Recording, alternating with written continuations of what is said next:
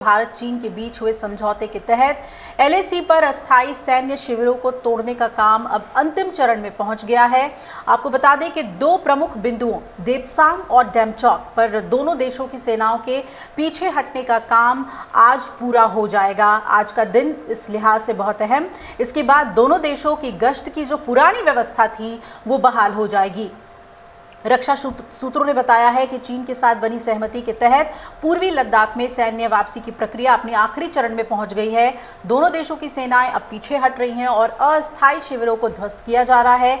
ये प्रक्रिया 29 अक्टूबर की तय समय सीमा में पूरी की जाएगी और इसके बाद महीने के आखिर तक एलएसी पर गश्त की व्यवस्था शुरू कर दी जाएगी। सूत्र ये भी बता रहे हैं कि एलएसी पर टकराव वाले जो दोनों ही प्रमुख बिंदु हैं डेपसांग और डेमचौक, यहाँ पर ऐसे में सभी अस्थायी शिविर तोड़े जा रहे हैं, जो कि 2020 के बाद से ही गतिरोध शुरू होने के बाद पिछले 4 सालों के दौरान बनाए गए थे और एक्टिव थे। इसमें ऐसे सभी अस्थायी ठिकाने शामिल हैं जिन्हें सैनिकों के रहने के अलावा सैन्य उपकरण और वाहन रखने के लिए इस्तेमाल किया जा रहा था।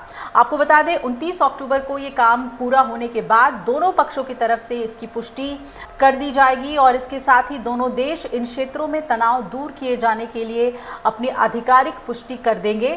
सूत्र ये भी बता रहे हैं कि आज या कल इन दोनों जगहों पर डिसएंगेजमेंट और बेसिक वेरिफिकेशन का काम पूरा हो जाएगा और इसके बाद 30 या 31 यानी कल या परसों की जो पहली पेट्रोलिंग पार्टी होगी, जो गश्ती दल होगा, वो निकलेगा और इस पेट्रोलिंग के जरिए फाइनल वेरिफिकेशन भी हो जाएगा। ईस्टर्न लद्दाख में एलएसी पर डेपसांग और डेमचौक पर डिसएंगेजमेंट की प्रक्रिया अब अपने अंतिम पड़ाव में है। सूत्रों के मुताबिक जैसे जैसे टेंट और टेम्पररी स्ट्रक्चर हट रहे हैं वैसे वैसे वेरिफिकेशन भी होता जा रहा है, यानी कि डिसएंगेजमेंट और वेरिफिकेशन की प्रक्रिया साथ ही साथ चल रही है। सूत्रों के मुताबिक जहां पर सैनिकों को पीछे होना है वहां पर रीलोकेशन की प्रक्रिया चल रही है। आपको बता दें कि आज या कल तक ये पूरा हो जाएगा, मंगलवार या बुधवार तक, जब दोनों देशों के लोकल मिलिट्री कमांडर को इस बात का यकीन हो जाएगा कि जो बनी सहमति है उसके हिसाब से सब कुछ हट गया है, तब पेट्रोलिंग शुरू की जाएगी।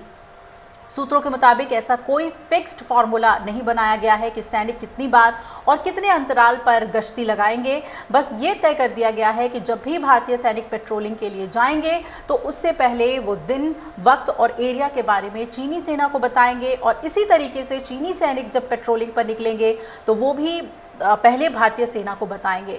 अप्रैल 2020 से पहले जब पेट्रोलिंग होती थी तब ऐसा नहीं होता था, इसलिए तब फेस ऑफ भी होते थे। अब फेस ऑफ से बचने के लिए ये प्रक्रिया अपनाई जाएगी। सूत्रों के मुताबिक वैसे तो डिसएंगेजमेंट के साथ वेरिफिकेशन भी हो रहा है, लेकिन जब पेट्रोलिंग पार्टी जाएगी तब फाइनल वेरिफिकेशन हो जाएगा।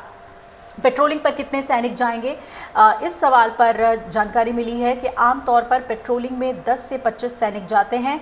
जब पेट्रोलिंग ज़्यादा दूर तक जाती है तो करीब 25 सैनिक होते हैं और जब पेट्रोलिंग कम दूरी की होती है तो 10 से 15 सैनिक ही पेट्रोलिंग कर लेते हैं। अब भी ऐसे ही होगा और सूत्रों के मुताबिक अगर बुधवार या 30 अक्टूबर को डिसएंगेजमेंट पूरा हो गया तो उसी दिन पेट्रोलिंग हो सकती है, यानी कि 30 या अक्टूबर को मान के चलिए कि गश्ती का काम शुरू हो जाएगा।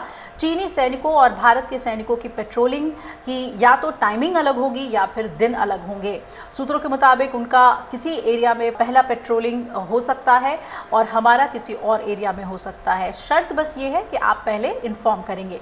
दोनों देशों के सैनिक उन सभी जगहों पर पेट्रोलिंग कर सकेंगे जहां पर अप्रैल 2020 से पहले करते रहे हैं और इसके साथ ही देपसांग और डेमचौक में अप्रैल 2020 से पहले वाली स्थिति की बहाली हो जाएगी। अगर आप ये वीडियो YouTube पर देख रहे हैं तो हमारे चैनल को सब्सक्राइब कर बेल आइकन दबाएं और Facebook पर देख रहे हैं तो हमारे पेज को लाइक करें।